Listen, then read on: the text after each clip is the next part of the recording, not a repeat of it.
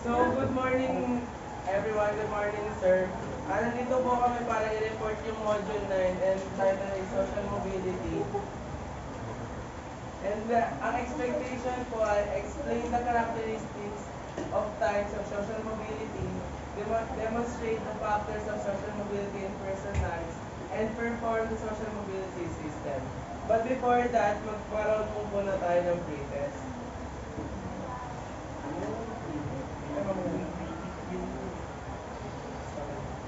So, proceed na po muna tayo sa lesson. Familiar naman po kayo sa di ba? Sa laro na toss coin. Yes. Pwede pa ibasa lahat?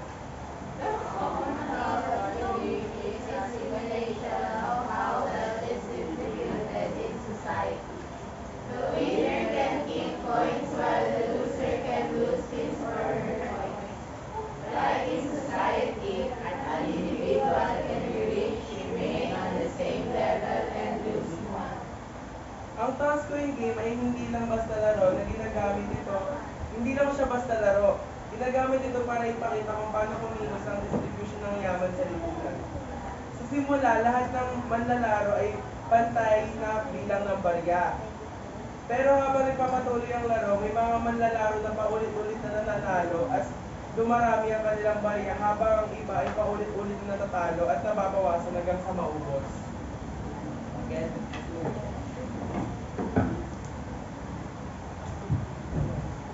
Sa Monopoly, familiar? Yes! Mahaba.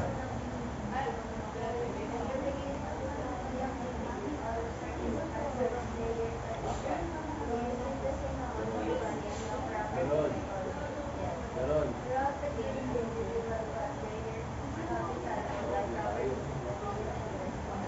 Hindi. Hindi.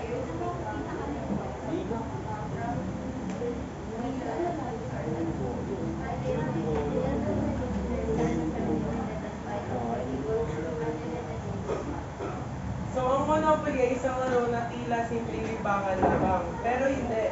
Kung susuriin ng mabuti, sumasalamin ito sa tunay na kalagayan ng lipunan at ekonomiya.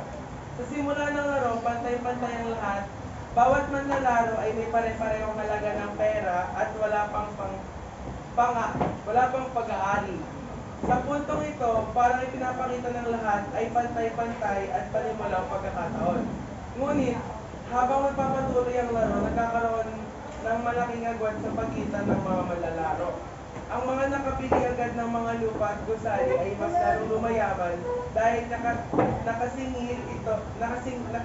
nakakasingil sila ng renta at may puhunan para mag-invest pa. Samantala, ang hindi agad nakabili o nawalan ng pera sa unang bahagi ng laro ay unti-unting nauubusan ng pagkakataon at minsan ay nauuwi sa pagkalugi o tinatawag na bankruptcy. Okay, gets? And last is yung snake and ladder.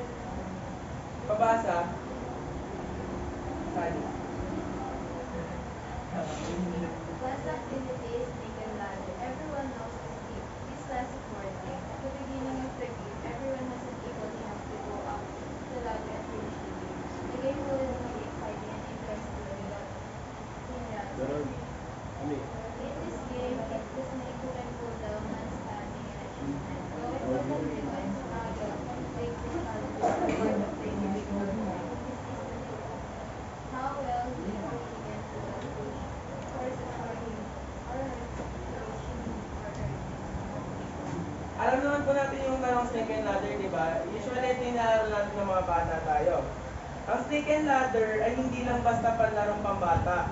Isa rin itong larawan sa totoong buhay.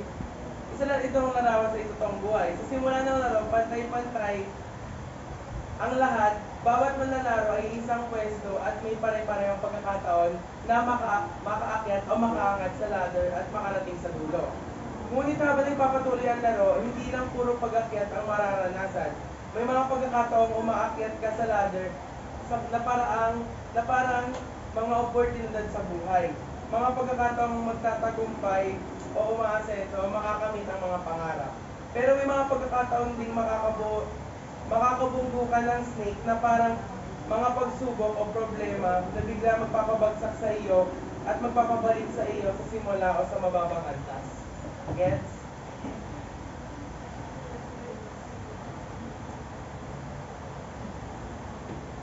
These are simple games when we were young, and out of nowhere you realize that these games also depict the competition within the society. Going back Going back to the paradigm we've discussed before, according to structural functionalist societies determined with social rewards. The most important and functional citizen in the society deserves recognition and remarkable rewards, while the social conflict theory argues that society settings full competition of limited resources. Ayon sa structural functionalist, naniniwala ito na ang lipunan ay maayos na gumagana dahil may kanya-kanyang tungkulin ang bawat isa. Ang taong may pinakamahalagang papel gaya ng mga doktor, guro, scientifico o tinatawag na leader ay binibigyan ng mga matataas na pagkakakilala at gantimpala dahil malaki ang ambag nila sa kaubuong kaayusan ng lipunan. Sa larong tulad ng snake and ladder, ang pag-akyat sa ladder ay isang example yon. Ang pag-akyat sa ladder ay maihahambing sa pag-angat ng mga taong nagsusumikap at nakakatulong sa lipunan. Ipinapakita nito na may gantimpala o reward para sa mga malaking ambag at pagsusumikap. Sa kabilang banda, ayon sa social conflict theory, ang lipunan ay hindi pantay at puno ng kompetisyon para sa limitadong yaman at oportunidad. Ipinapakita nito ang habang umaangat ang ilan, may ibang napag-iiwanan o nababagsak, hindi dahil kulang sila sa pagsisikap, kundi dahil hindi pantay ang distribution ng yaman at kapangyarihan. So, in every activity, everyone aims to be a winner and to be on top in every game. In order for the player to win, he or she needs to move and change some strategies and tactics. That's how social mobility works. So, may branches po dito. Ayan, yan yung branches niya. And may apat na ng mobility. Social mobility, intragenerational mobility, horizontal mobility, and vertical mobility. So, una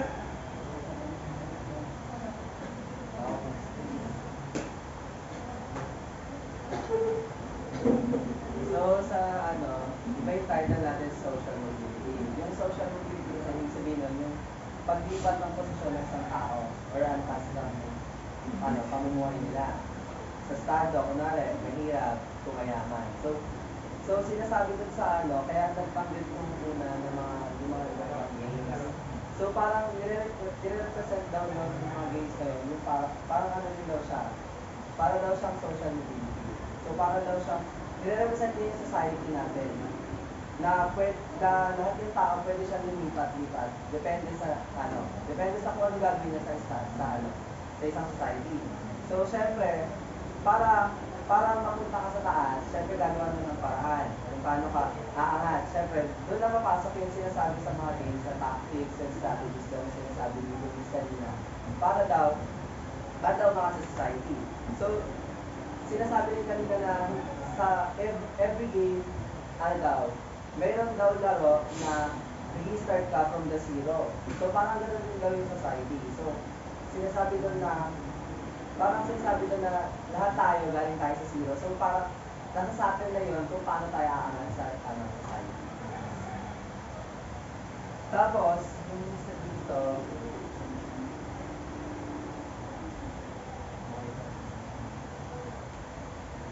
so dun nga, tulad nga rin ng games is, syempre sa society may competition pa rin talaga, hindi mawawala.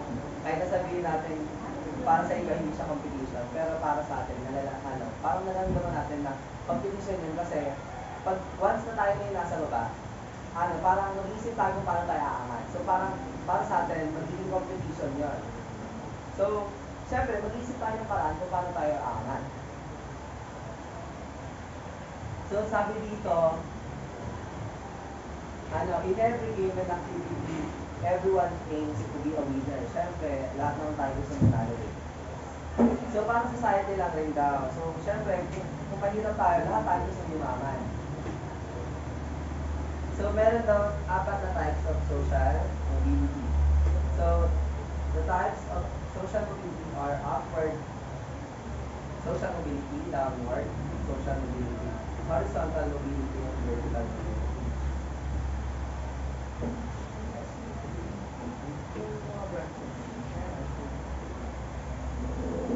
So, unahin na lang natin yung sa factors, yung color orange, yung nakikita naman, di ba? So, unahin natin yung social traits. Ano ba ang social traits? Ang social traits ay tumutukoy sa mga katangian, asal at paraan ng pakikitungo ng isang tao sa ibang tao at sa lipunan.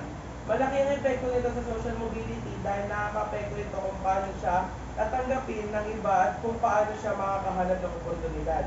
Halimbawa na lang ay kung ang isang tao ay may magalang na ugali, marunong makipagkapwa-tao at responsable, mas malaki ang chance ang magkaroon siya ng tiwala ng mga kasamahan sa trabaho o mga negosyante.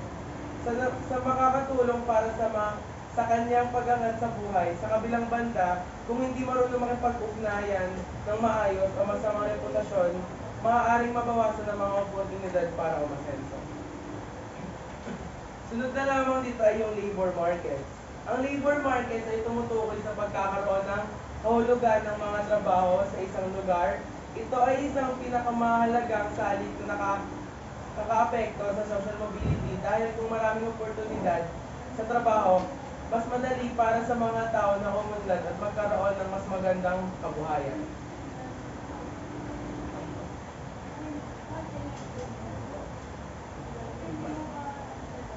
Yun lang.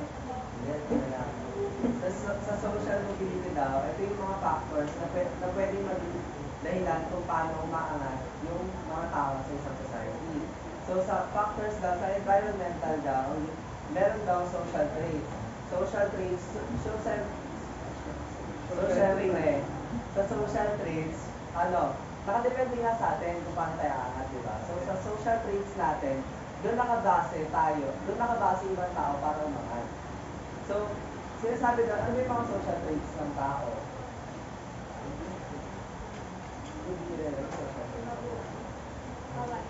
Ayun, mga ganun lang. So, syempre, pag masama ka ba, aangat ka ba? Hindi. Pag nagtrabaho ka ba na masama ugali mo, tapos yung ugali ka, pag nasa trabaho ka, hindi.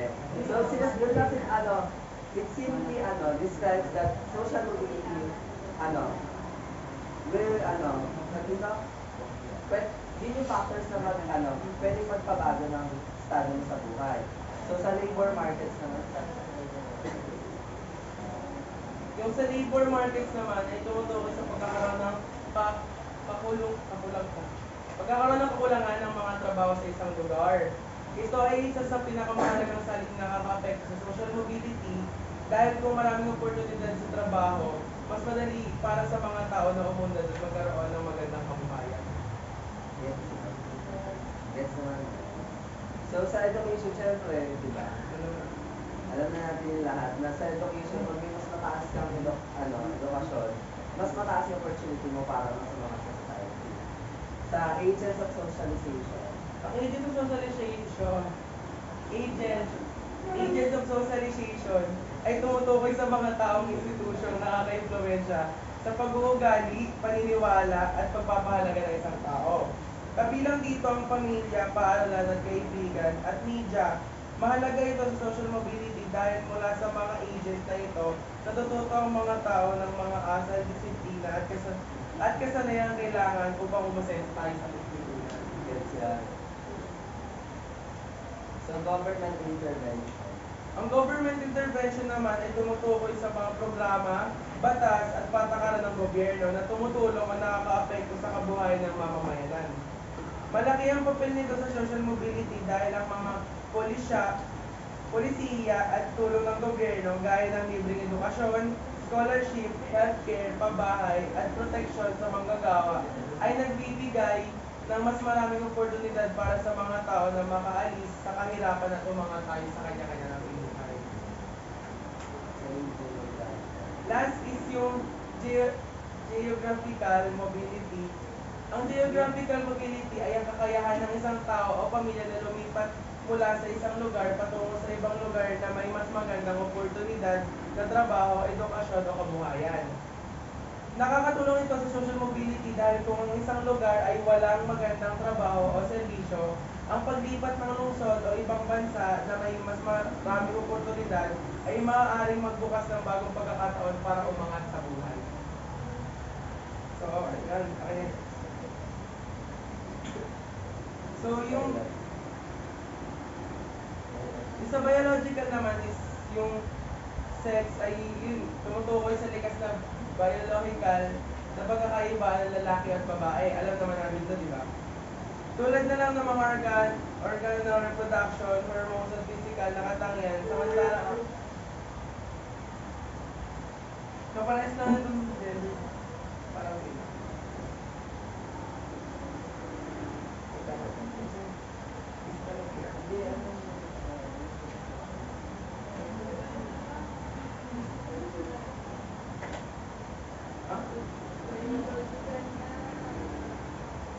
Ay, alam niyo naman na yung physical versus fertility. Fertility. Fertility. So, dito sa, sa biological, syempre may trabaho na para sa lalaki, may para sa lalaki. Pero may mga trabaho din na equal dun sa dalawang sex na tao.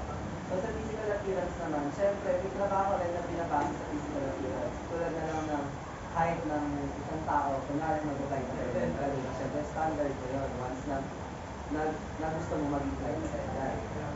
Tapos, other physical appearance din na hinahanap ng sa trabaho, yun, kompleto yung ngipin. Part siya, physical appearance to. So, pag kompleto yung ngipin mo, mas mataas yung opportunity, mas mataas yung chance mo na makuha sa trabaho. Kasi ngayon yung hinahanap nila. Kunwari, nasa front desk ka ng isang company, ang hinahanap nila, kompleto yung ngipin ng isang tao, ng employee nila. So, doon pa lang, na-explain na yun sa physical appearance. Sa fertility, ano to?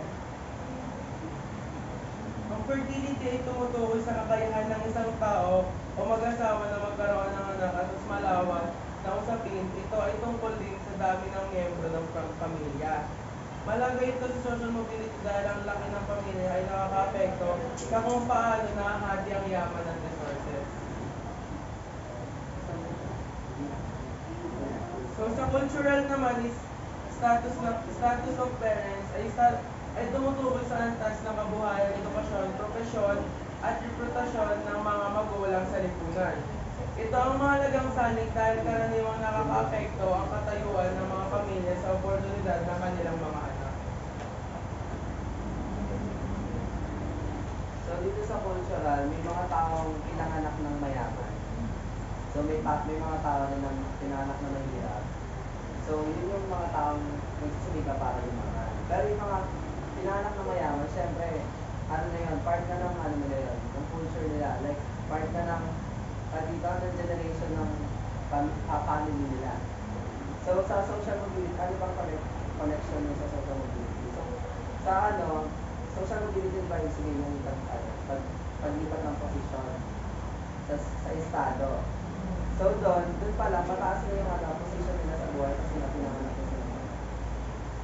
So sa fortune naman, ang fortune sa context ng social mobility ay maaaring tumutukoy sa isang tao o pamilya na nakakamit ng magandang kalagayan sa buhay o pagtataas ng antas sa lipunan mula sa mas mababang katayuan patungo sa mas mataas. Sa madaling salita, ito ay tungkol sa pagkakataon o kapalaran na pwedeng magtulak sa isang tao na umangat mula sa kanyang orihinal na socio-economic status.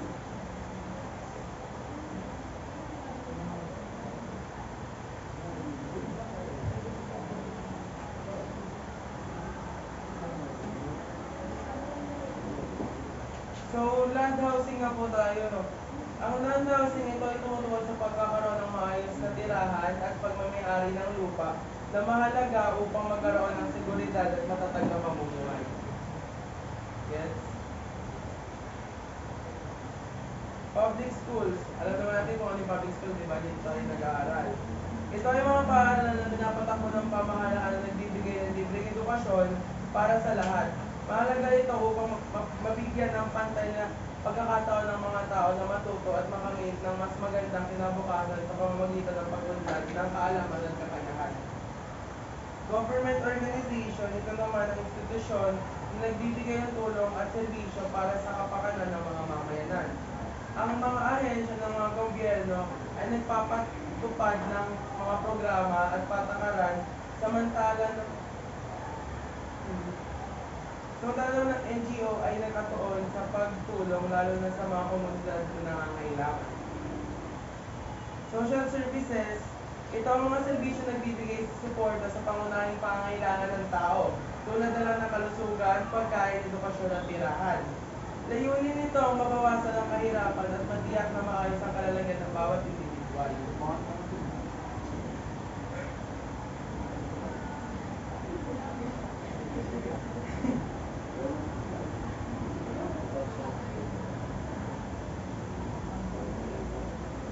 Income Redistribution Program, ito naman ang patakaran at programa na naglalayong bawasan ang agwat ng mamamayanan at mahirap sa pamagitan ng mas makatarungang pamamahagi ng yaman ng lipunan. Nilalayo nitong mabigyan ng pantay-pantay na pagkakataon ang lahat para umunlad. Sa protection of labor ay ito naman ang tumutukoy sa batas at regulasyon na nagpoprotekta sa mga manggagawa laban sa pang-aabuso at nagsisigurado na sila ay may maayos na kondisyon sa trabaho, tamang sahod at mga benepisyo upang pangalagaan ang kanilang kapakanan at dignidad. Last is yung export of local manpower ay tumutukoy sa pagpunta ng mga manggagawa mula sa sariling bansa patungo sa ibang bansa. Upang magtrabaho at kumita, ito ay makakatulong upang makamit ang mas mataas na kita at mas maraming oportunidad para sa kanilang pamilya at lipunan. Last is yung yun nasa alternative to poverty is yung Develop Pro People Program.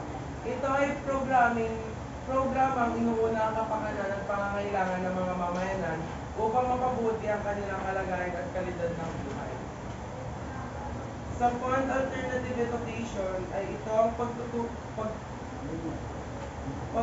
sa pagbibigay ng sapat na pondo para sa iba't ibang uri ng edukasyon upang matulungan ang mga hindi naaabot ng tradisyonal na sistema ng paaralan na matuto at magkaroon ng kasanayan. Create job opportunities, ito ay paggawa o pagbigay ng mga pagkakataon para sa trabaho upang mabawasan ang kawalan ng hanap buhay at matulungan ang mga tao na magkaroon ng matatag na kita. Support local procedure, ito ay nagbibigay ng suporta at pagtangkilik sa mga produktong gawa sa loob ng bansa upang mapalakas ang lokal na ekonomiya at tulungan ang mga maliliit nating mga negosyo. And last is yung control corruption. Ito ay pagtutok sa pagpigil at pag-alis ng katiwalian sa gobyerno at iba pang institusyon upang matiyak na mga pondo at yaman ng bansa ay napupunta sa tamang paggamit para sa mga ikabubuti ng lahat.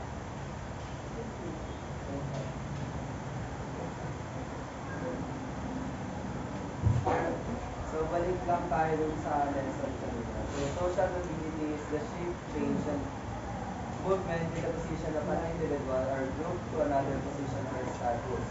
According to sociologist Solomon in his book, Social and Cultural Mobility, that no society is completely closed system and an absolutely open system.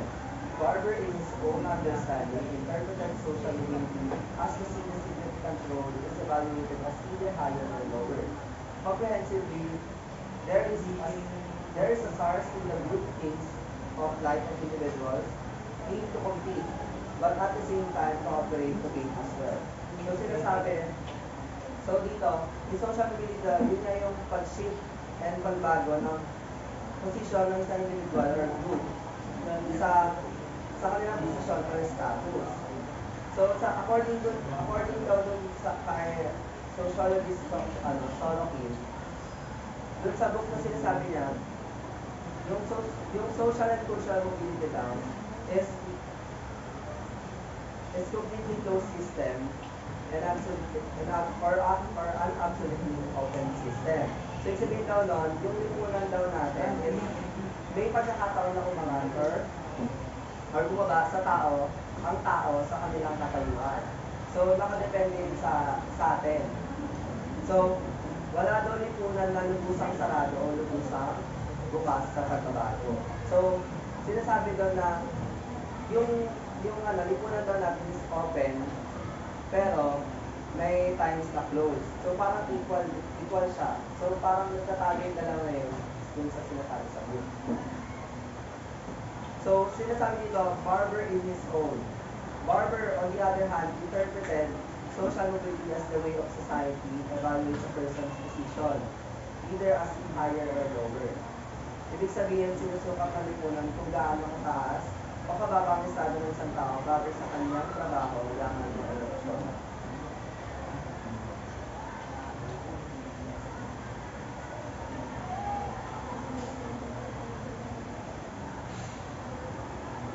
So, here are the types of social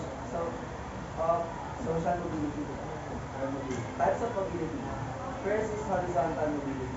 Changes occupation but remains in the same level or standing. So, sa horizontal mobility, ito yung paglipat ng ibang posisyon pero pareho pa rin yung level. So, halimbawa, isang teacher na lumipat sa ibang school pero pareho pa rin yung trabaho. Gets ba? Pangalawa, yung vertical mobility, change in occupational, economical, and political status. So, ito naman yung pag-angat or pagbaba ng estado sa lipunan. Halimbawa, yung kunwari, may isang factory worker, naging business owner siya, upward mobility yun. Pero kung manager naman ay mawala ng trabaho, downward mobility. So sa vertical, so parang, siya, parang baliktaran. Like parang, may bababa, may tataas. Pangatlo, yung intergenerational mobility. One generation changes its social status, the movement is across generations. So dito, ito yung nangyayari sa pagitan ng magkaibang generation. So, halimbawa, yung tatay ay, may magsasaka, yung tatay is magsasaka, pero yung anak nila naging doktor. So, nagkakaroon ng pag-angat sa susunod na henerasyon. Kasi nga, kahit na sabihin mahirap yung magulang mo, pero ikaw na anak is, nakakuha ka ng magandang trabaho. Yung next generation mo is, magkakaroon ng mas maayos sa trabaho, or mas maayos na opportunity kasi nga, nakakuha ka ng magandang trabaho. So, pang-apat is intra-generational mobility. One changes his or her position, the other does not. It moves up or down the social ladder. This mobility is about the individual's lifespan. In his or her lifetime, he or she can move down and move up the social standing. Sa intra-generational mobility, ito yung nangyayari sa loob ng buhay ng isang tao. So, kunwari, nagsimula siya bilang janitor, pero kalaunan, naging supervisor. So, parang, siya, intra-generational. So, parang, dahil sa tagal mo ng, sa tagal mo ng nagsusumikap sa pagtatrabaho, yung, parang nag-ano ka, umangat yung position mo. Hindi lang, ibig sabihin na dahil sa janitor, magiging supervisor. So, syempre, mag-i-start ka pa lang sa janitor kasi yun pa lang yung pinakakaya mong gawin. So, doon, based dun sa magiging experience mo, doon ka matututo and mag-a-advance. Yeah, mag-grow pa, pataas. Tapos, yung panghuli sa types of mobility is occupational mobility. This is the shift to one occupation to another. This is affected by the skills and educational requirement of the job. So, dito,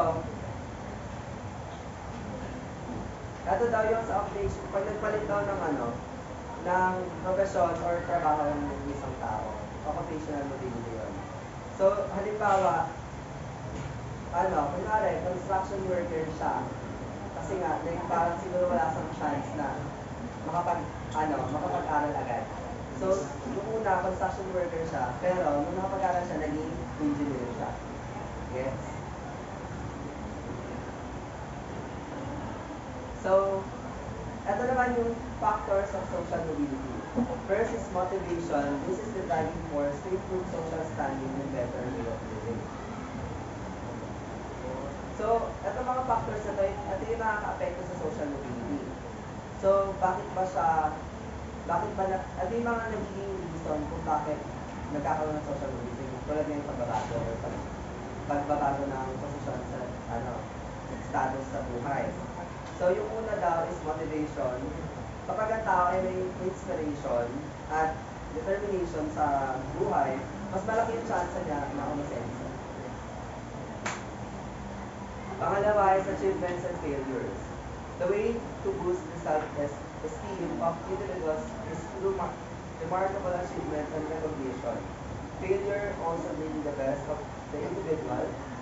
Once he or she experiences failure, once he or she experiences failure, he or she has two paths. It may take him or her to both positive and negative. So dito sa achievements and failures, yung yung success or yung achievements daw is nagdudulot daw ng pag-angat. And samantalang yung paulit-ulit na failure daw is nagkakos siya ng pagbaba ng antas sa pamumuhay. So pangatlo is education. This is known as a passport for any position in the social equalizer in society. Since time immemorial, education is one of the basic requirements. So, syempre sa Pilipinas, sobrang taas ang standard natin. Kailangan talaga tapos sa pag-aaral nila. So, kahit na ang pinakain natin is, high school graduate, pero pag sa profession naman is college graduate. So, dito sa education, syempre, ito yung pinakamalaking daan tungo sa pag-unlad. So, sa pamamagitan ng edukasyon, mas nagiging qualified yung mga tao sa magandang trabaho. So, syempre, pag may magandang edukasyon ka, syempre, mas alam mo yung ginagawa mo sa trabaho. So, pang-apat is skills and training. It gives improvement for the position. Every profession and vocations require experience for industrialization. Industrialization means ability and training. So, syempre, sa skills and training, pag once na meron ka ng skills and training, mas mas nagbibigay ka ng maraming opportunities, di ba? Para kunwari, sa promotion, pwede siya maging dahilan para magkaroon ka ng promotion, pwede rin niya maging dahilan para magkaroon ka ng pagbabago sa career mo. So, 5 is migration. This is a pull and push factors. This is a set for different openings and opportunities. Like for instance, a family move from rural to urban. They move to cities for work, education, and the like. This will relate to urbanization. So dito sa migration, yung kapag yung tao daw lumipat ng lugar, yun lang yun, paglipat ng lugar, migration. So halimbawa, yung sinasabi dito, galing daw probinsya pumunta sa Manila, para sa cities, para maghanap ng mas magandang opportunity sa buhay. So, ganun lang siya. So, here naman is yung mga positive effects of social mobility. So first effect of social mobility is everyone aims for improvement in living standards. In doing so, people may change their professions and move from rural area to urban area. So ito, yung mga positive effects daw ng social mobility. So, lahat daw is nagsisikap na pagandahin yung pamumuhay ng tao. So, lahat naman tayo, diba, gusto umunlad. Kaya ang iba lumilipat ng trabaho or lugar para mas maganda ang opportunities. So, pangalawa, people can interact with different communities and new culture. In this way, it only shows the improvement in terms of national unity. So, nagkakaroon daw dito ng unity sa iba't ibang communities sa isang lugar. So, parang nagpapalakas na to ng ng connection ng mga tao. So, pangatlo, there can be a greater activities for personal freedom. So, mas lumalawak na yung personal freedom ng isang tao kapag may kalayaan yung tao na pumili ng landas nila sa buhay. So, it can adapt to obsolete customs like traditions and norms. So, nakakatulong daw yung social mobility para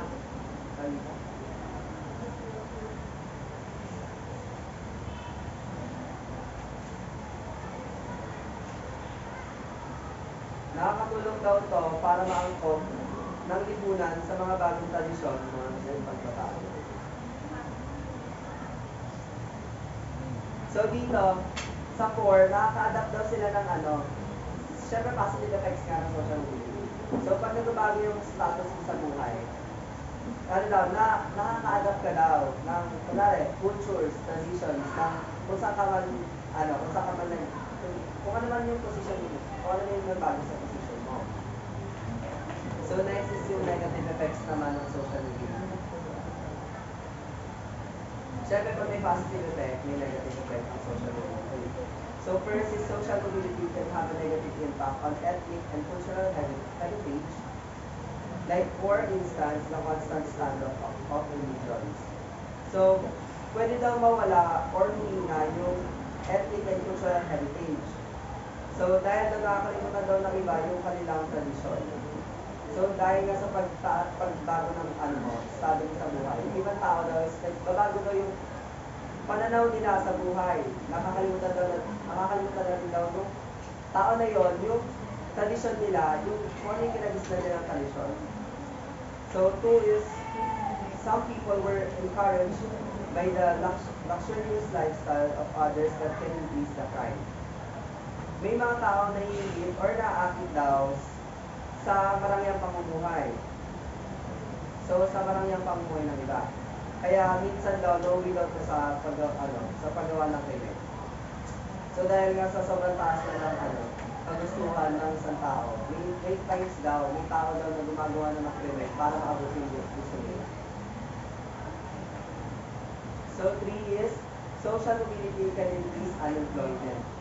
So, maaari daw magdulot ng unemployment yung social mobility. Kasi daw, lalo na pag natagpuan daw ng tao yung trabaho gusto niya.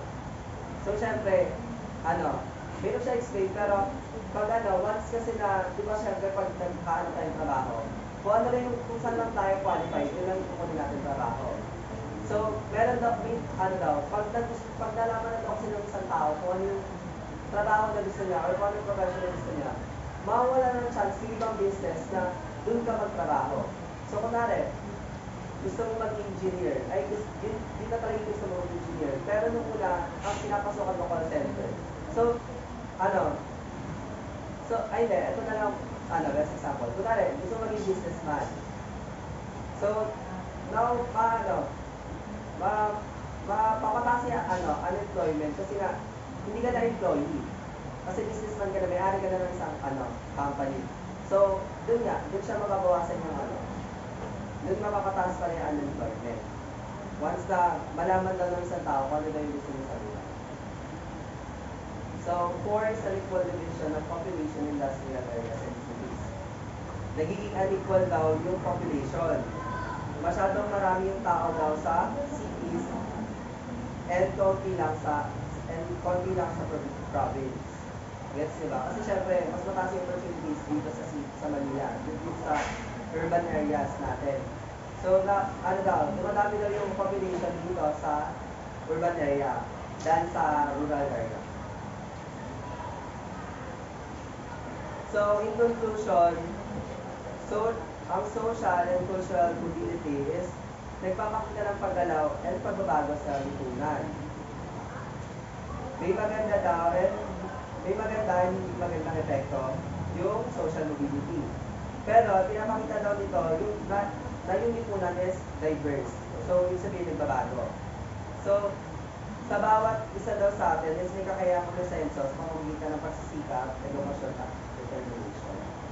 So, Yun lamang po. Maraming salamat. Kailangan ito po. Mga ba